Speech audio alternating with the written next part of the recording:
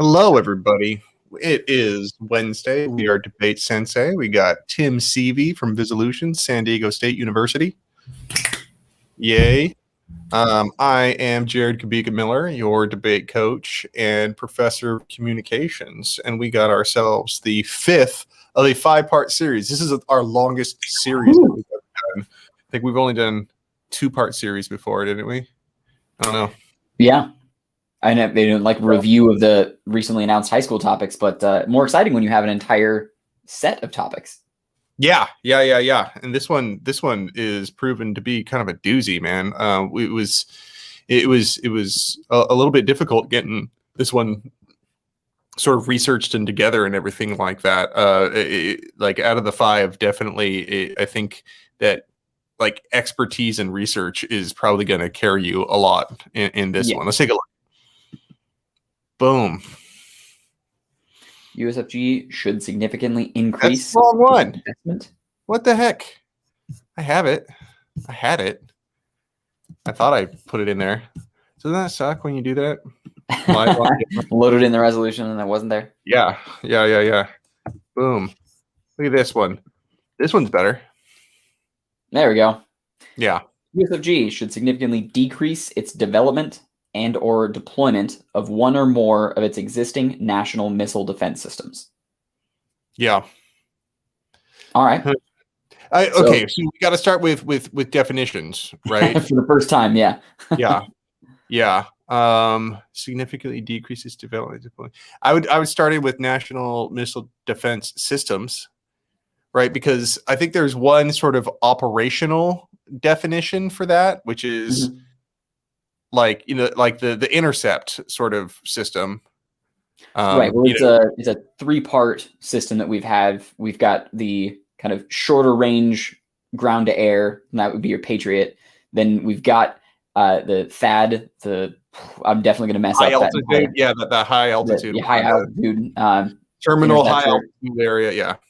And then the Aegis, and those are the ones that are Aegis. Those are the ones that are set on ships. So that's kind of more of a naval launch, and those tend to be, at least per the military's papers and things out there, the most effective and the most internationally appreciated. So like those we have distributed around to various allies. They they're actively set up on ships that are deployed around the world, and we're building more into new fleets of ships. Yeah. So, and that's where Matt Shapiro is right now. Actually, he's on one of those ships, and actually he's right here joining us from that ship. Yeah, here we go. Look at that. Yeah. Yeah, I just got off my ship. From the ship in time. Yeah. Now I'm on your ship. Oh, man. Sorry I'm late. I just raced home, going the speed limit, of course, from work. And I appreciate you all being here and letting me join you. Yeah. Hey, Matt works as a sheep shearer, for those of you that don't know. He's a professional sheep shearer. A speed shearer, really. Yeah. Little known fact, the Shapiro, my last name is Shapiro, and the old-timey, ancient time crest, a family crest, it's just got a green grass field with a sheep on it. Not even kidding. Like on a shield. Huh. I love it. Oh, I wasn't kidding either. Yeah. Anyways, that has nothing to do with the resolution today. Yeah, I mean, I hope they were shepherds. Otherwise, having a sheep on your crest might be a little weird. We're like the leader sheep. You know what I mean? Yeah. The sheep that does its own thing. Shapiro was an odd clan, but man, the leader sheep, that's an oxymoron, isn't it? Yeah. Don't let them go over too high. Oh, man. So missile defense. All right. So we got ourselves a topic about national missile defense. Oh, also, there's been a little bit of update, so I'll let these tickers go here. A little bit of shifting in the NPTE rankings, but not much. You know what I mean? And so these are updated as of just a few minutes ago. Okay. Yeah, a few more big tournaments have happened, but as I understand, there's still an amount of shuffling going on. Yeah. Anyway, so we were talking about national missile defense systems, and this is one of those specialty. Yeah. This is one of those topics where, like, I start off, I'm like, man, I don't know much. You know what I mean? I don't know much. But a little bit of research, and you could get these different sort of levels of national missile defense, and how they're deployed and stuff like that. It's kind of dense and a little difficult to see where the debate is sometimes, other than just cost. But we're trying to start with definitions. But like significantly decrease its development and or deployment. Yeah. Of what, like when I saw that word deployment, like that came across in some of my research over and over again. And so that one seems to be like where we place it. Deployment.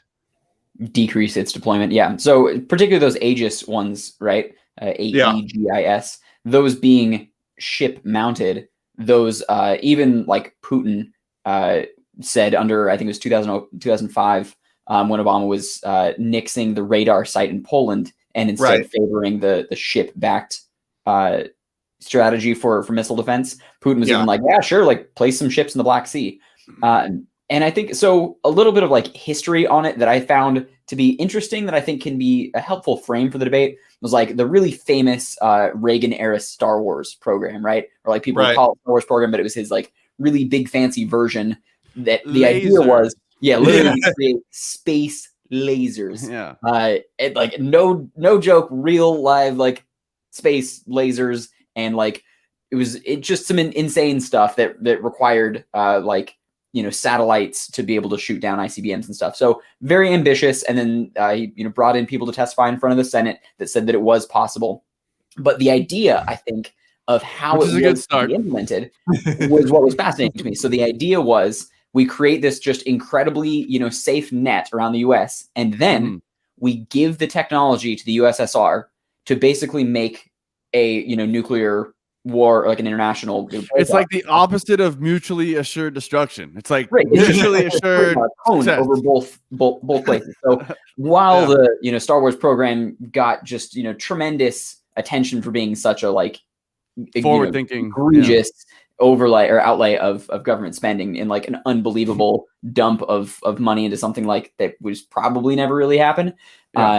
The idea of creating something that is defensive only and then giving it to everybody is kind of a neat idea, right? So I think just that ethos can get you a little bit further in around when you're talking about things like, aggression and, diplomatic relations of like, okay, who's going to be upset by someone putting missiles in their backyard? Like, well, if it's a defensive only type situation and you are actively giving it to whoever's interested in taking it, like that's kind of a different way of thinking about missile proliferation. Yeah, in real politics, though, it doesn't seem to work that way. You know what I mean? It's like if you are giving somebody a bigger shield, then that tips the balance of power in ways that people don't like. You know what I mean? And you're like, well, you shouldn't be mad. It's only defensive. I don't think really wins the day. Like in reality, like okay, so one of the THAAD batteries that that there's been some talk about, I've seen some conflicting evidence on this, is in Taiwan. Now, imagine and so the whole point would be to intercept missiles coming in from China should the case arrive. Now, think about how China feels about that. It's like we're basically giving Taiwan more political power by installing these things. And so like in real politics, it's, I don't know, it doesn't really fit neatly into sort of philosophical framework where it's like, well, it's only defensive. It's kind of like, yeah, but it does ruffle some feathers. You know what I mean? You can get that link to a China DA pretty easy, especially if you're going for that Taiwan one. Sure. Well, I think one of the other pieces that really will piss off China is that the radar involved in those same processes is really loved by like local allies, because it's not just super high altitude. The radar, so it's X-band radar that's used for some of those same systems, is also used for extremely detailed tracking of ship movement.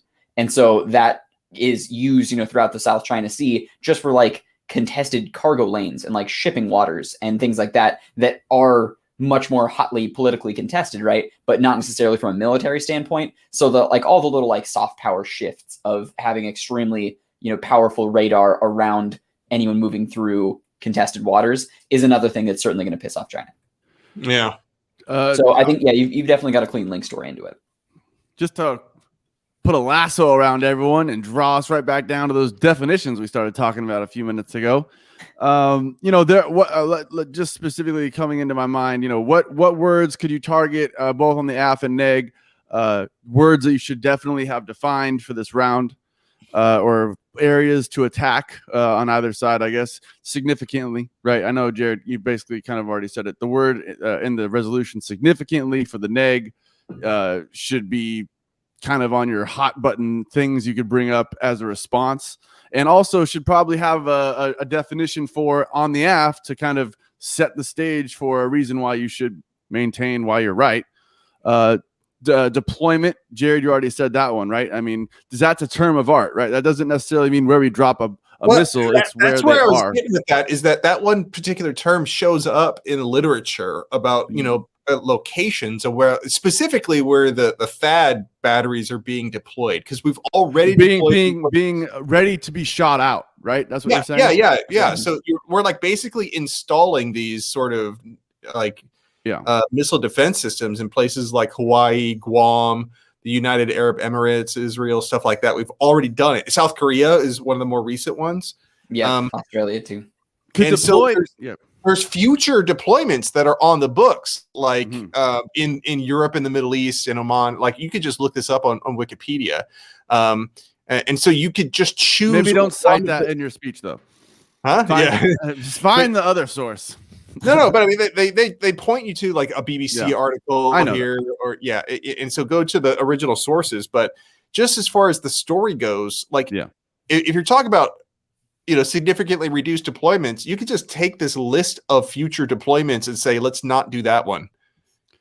Could you attack deployment? I mean, when I think deployed, before any research gets done, there's a part of me that thought deployment meant where you are dropping the missile. I mean, is that ripe grounds for argument even in the definition stage to argue what deployment even means? Especially for the Aegis system, that missile defense system is mobile. So when you talk about deploying that, you might just come up with certain anywhere. Yeah, you know what I mean? Like restrictions on where they will be deployed. Yeah. That's an interesting to say, like to say you can't South China Sea. To say you couldn't deploy them within the US borders is, in my mind, is being like, you can't use these missiles within the US on the US, right? But I understand what you mean by saying deployment is the mechanisms where they're launched, and traditionally, in like North Dakota or whatever there's the ICBM silos that are stationary. From what my understanding is, between battleships and submarines and stealth bombers, like most of these things are mobile, to some extent. Needless to say, a missile by itself is mobile. It goes from one place, from South Dakota to, wherever. I don't like to speculate. No, but I mean, we're talking about the word deployment, right? And I understand where the site goes. Yeah. So where you deploy the Navy, or where you deploy the battery, would be ways of defining or operationally defining it. Like, I like operational definitions. Like, listen, when we talk about deployment, look at my case. That's a deployment, Yeah. So I think when you got some of these pieces around like deployment, I would actually probably poke more holes in development. So there's so many case studies of like just absolutely laughably expensive military projects, like R&D things. There's a particularly famous one that's, almost as famous as like Joint Strike Fighter in terms of like expense, but we don't have anything to show for it. And it was like a floating platform for missile launch. So it was like not a ship, but not a stationary thing. So it was like an at-sea missile defense system that cost like hundreds of billions. I don't know if it reached quite the trillions with a T, but it was close, like just unbelievably expensive. And it was like, after all of this testing, it was determined like, nope, this is not feasible. And the project was scrapped and not recycled. Like, we just straight sunk it, and that was it. And there was nothing that it, translated over. That kind of thing. Like, so find those projects and cancel those. And like, great, projects get canceled all the time. Your DAs are extremely negligible. because even if you're like, oh, but like jobs and like, you know, tech jobs are great and military development jobs are great, like, okay, whatever, those kinds of projects get scrubbed all the time, and those people are just reallocated to other stuff. So I think you really minimize a lot of that. I would probably go all in for stopping development. Stopping development. Yeah. Right. I think another area where you could like decrease the development, not necessarily deployment, would be out in space. There's a lot of like, 'cause if you start talking, so we don't have missiles in space. All right. It's illegal. But, yeah. That I know of. I guess I wouldn't be entirely surprised if there are Someone missiles. signed papers somewhere, and we're not allowed to do that. So that we definitely probably don't do that. And so but they do help like tracking and GPS and stuff like that. And so saying that is part of the missile defense system is like an area that you could go into, you know what I mean? It's like, and that would be like a way of sort of kickstarting a peace talk or something like that, where you're like, we're going to not use our, we're not going to develop, you know, like space technology to help with our missile defense to track and target. Yeah. So I think there's a couple. I mean, besides the fact that tell me you don't want to be part of the Space Force. I mean, it just you're practically a real life Power Ranger. Tell me that isn't like fulfilling a childhood Lasers. dream. Yeah. But I think that's probably fair, right? Like taking out the development of you know, extra atmospheric development, because that stuff is far and away, you know, some of the most expensive. So any of those kinds of like development costs, I think the cost debate, it becomes very straightforward. But the political one, I think you probably get a little bit more ground when you're talking about like, all right, we're going to keep the Aegis system and those ships out of X, Y, and Z areas. Right. It is still interesting though, like the number of countries that welcome them in, because it's like, all right, the tracking is already there. It's almost assumed that, you know, it's being monitored anyways. So like, fine, it keeps everyone at least in check to know that there's probably not going to be something significant, and has the opportunity for like defense even of non-ally states, right? Like if Iran were to launch something, and I don't know, someone that the United States is not super close with, we would still have the capability of stopping that. And I think that's part of the idea of like, okay, everyone's allies with someone kind of mentality, that defense is still defense. So what about, I mean, unless you've got another kind of key point in that, where do you go with the negative of like, nah, man, more missiles? Well, do you not do that strategy at all? I don't know. Like I do think that you can get a little bit, again, kind of get in real politics with it. You know, that China has already shown some sort of like flexing their muscle stuff in the South China Sea with the way that they're kind of posturing. And I think there's even been like some, you know, like increase in certain missile tests as well, that you're like, oh, okay, this becomes an opening or, you know, for a challenge. And if you want to go like, that's kind of an old school debate. But old school meaning it's very hard to tell people that they are safe enough. Yeah. Okay. Any time you're predicating your argument on, oh, we can shut down this missile program because we are so safe that we don't need it. Those arguments, I mean, although I totally run them and I agree with some of them, I also understand the premise of a good debater on the neg is able to be like, you guys, I appreciate your sentiment in the fiat world of debate that, you know, we are just safe enough and we have nothing to worry about. But the second you start defunding major missile programs, for instance, which sole purpose is technically to, you know, protect the United States or whatever country you're speaking towards. When you start saying things like, oh, like we don't need this because we're safe enough, the other side can come up and go, well, the other countries who are, you know, just a hairs away from starting a war with us are still pushing these things, and that's a reason why we should stay on the cutting edge because it's necessary. Now, yeah, go ahead. One of the disadvantages I thought was kind of interesting that I would like to look up was all I saw was a hint of it. It was called nuclear blackmail, where it's like, you know, it's like rogue elements that get their hands on a nuclear weapon, then use it. You know, it's like the real danger isn't necessarily that Russia's going to launch nukes at you, but somebody who's fucking crazy and rich is going to do that. Yeah. With a missile, by the way. Make sure you bring that missile in, because a bomb by itself is probably going to be, you know, teed out of this thing. Yeah. And so like that, I thought that was really interesting. At the very least, it's kind of a, like a really old school sort of James Bond plot line stuff. And that's fun. It's hard to argue with. It's possible. Like, is it possible that someone gets their hand on a ICBM and launch it? Yes, it's possible. So don't tell me that it's not. I wanted to kind of just sort out something. We talked about definitions. We've talked about a lot of missile systems, right? So when we talk about plan text, as far as this is concerned, what did you say? Aegis missiles, the THAAD missiles. There's old missiles like Tomahawk missiles and Atlas missiles. Well, those are offensive though, because it's THAADs, Patriots, and Aegis that are the current three in the defense.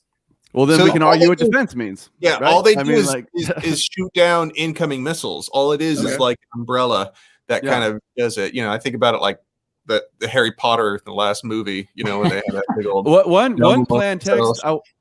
One plan text that came to mind just for all you Warhawks out there.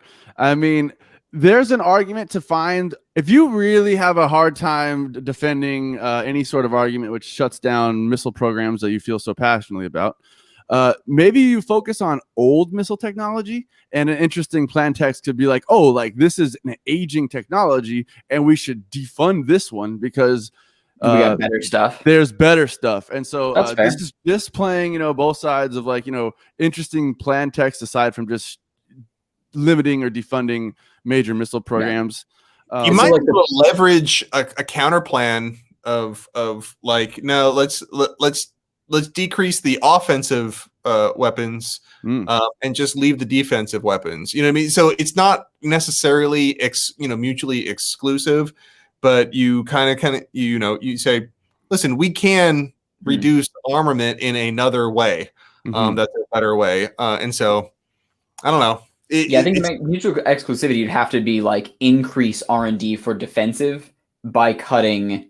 Increase funding for defensive by cutting offensive with the same money. Like maybe a way that you could get about it, but that's, I think, Matt, like to your point, you hit on the head. Like the Patriot missile, that is our like lowest tiers. Those are for like intermediate distant missiles, are fairly garbage. Like they had like a 50% efficacy rate in Desert Storm. Or in 91, so maybe it wasn't necessarily Desert Storm, but like a 50% efficacy rate that originally they said that it was like 90, and then the government later rolled that back and like, just kidding, it wasn't. Laser. Yeah. And then, but then they even said that this is like according to a foreign policy source that it was only 25% confident, or 25% of the time did they have a high confidence in its efficacy. So it's like that is a crazy, horrible BS statistic. I just we have an 80% confidence that it will work 25% of the time. 20% of the time. I don't know what that means. Every time. Anyone who's ever bought a car, it's like, how much does it cost? Like, well, if you buy it this way and you do this, and you're like, no, but how much does it cost? Yeah, it's very much those because I think part of where it becomes so shaky is the Department of Defense, in clearing these things to be installed in foreign bases, said, no, they do not need to be tested operationally. Like, we've done enough testing before they're actually live that we can just deploy these things without ever actually testing them. So there's, more ground to say, like, so the idea of them is the only reason that we're actually putting them in place. Like, we have no idea whether or not they, like, a real confident answer as to whether or not they'll actually work, but we just believe that they'll work. And so we're just, I don't know, wishfully thinking this missile system into existence. Like, I think you get into like some potentially very like heady arguments there of like, it's the idea of the missile defense system that is the defense system. That it's kind of like, arms race, but like not even 2.0, more like 1.2 of, well, the other side has this defense and we have this defense, so therefore it's not going to. But then, there's papers. So like even like MIT published a paper saying that the likelihood of any of these missile defense systems being able to withstand a substantial attack, so like an actually sophisticated real attack, is almost nil, because there's so many things that can dupe them. Like you've got don't say that, Tim. Right now, like the fact I have that to sleep tonight in the entire bubble, right? So I think that means that I was the one that penetrated the missile defense system just by my thought. But so I think you've got some ground, I guess, to say that yes, 100%, Matt, to your point. There are aging technologies that are probably garbage, that are either confirmed garbage or probably garbage, that can be retrofitted and improved. So I was looking back, and one of the precursors to all these missile defense systems was us pulling out of the anti-ballistic missile treaty. That so I didn't have time to really refresh myself on all of the requirements, but I'm wondering what it would take for us to be able to sign up for that. It might be impossible now. I feel like we might be way too entrenched with our missile defense systems. So I'm wondering if missile defense systems are inherently a violation of the anti-ballistic missile treaty, or if there's a way that they can be in compliance. Is there a way? I wonder. So that was Bush 1, well, Bush 2, but term 1 in 99. And when he pulled out, apparently he didn't seek the congressional de-ratification. So in order to ratify something, Congress has to in order to form a treaty, the president can say we're going to form this treaty, but then Congress has to ratify it by 2/3. And it's the same standard to de-ratify, so to pull out of something. And apparently the Senate never went through that process. So it may be honestly kind of gray area how involved in the ICBM treaty we are. So I think that's maybe ground that you can go for let's just shore up this, and that will help with some diplomatic ties, right? So that's the pre-missile defense system defense. I was thinking, a couple, talk about advantages and stuff like that. There's obvious advantages if you're going kind of with a straight up,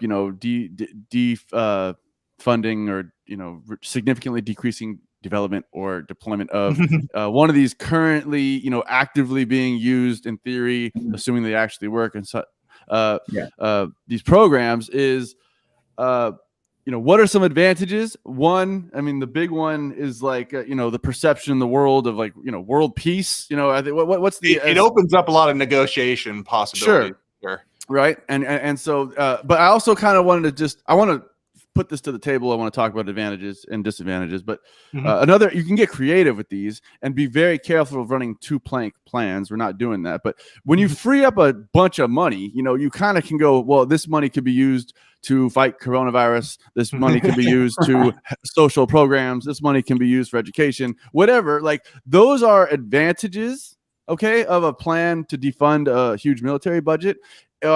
Amongst all the other ones that, even Tim was talking about, take it from this and use it for offensive or vice versa. Go ahead. So what are some advantages, creative advantages, straight up advantages?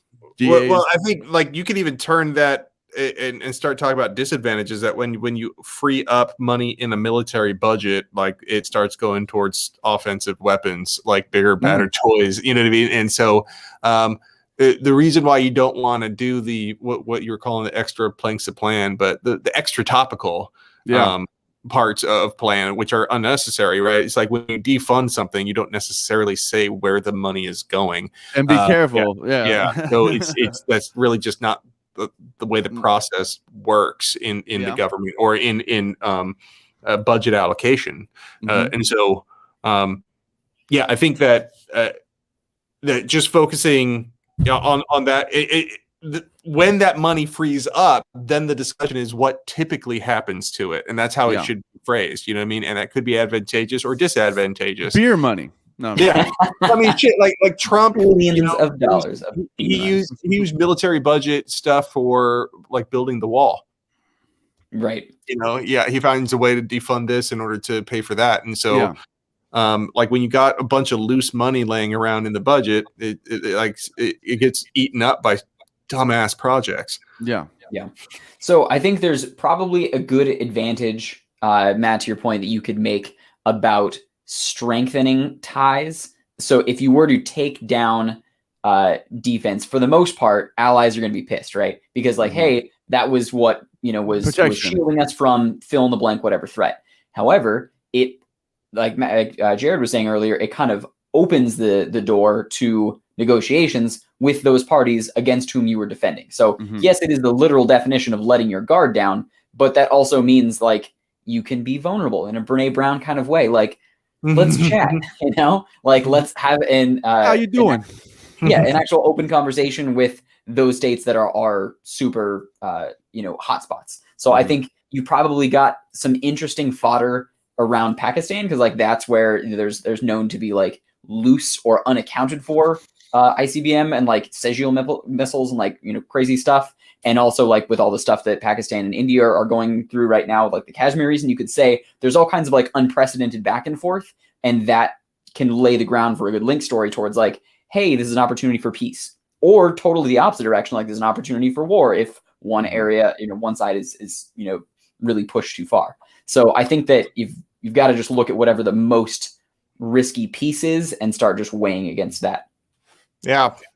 I mean, if I was doing it again, I'd pick a country from that list, and I just try to get freaking deeper on their politics than my opponent. You know what I mean? Right.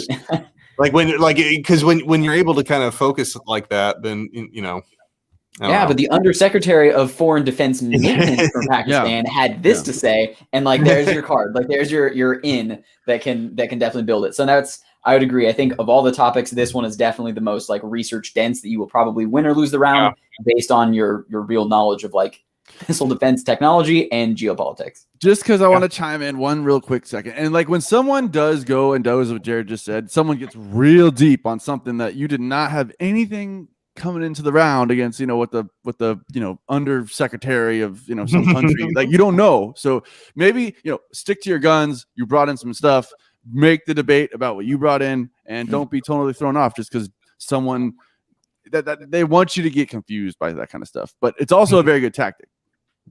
All right. So that's our time, everybody. Is Matt Shapiro, Esquire, Tim Seavey, Visolution, San Diego State University. I'm Jared Kubika Miller. We will see you next week. All right.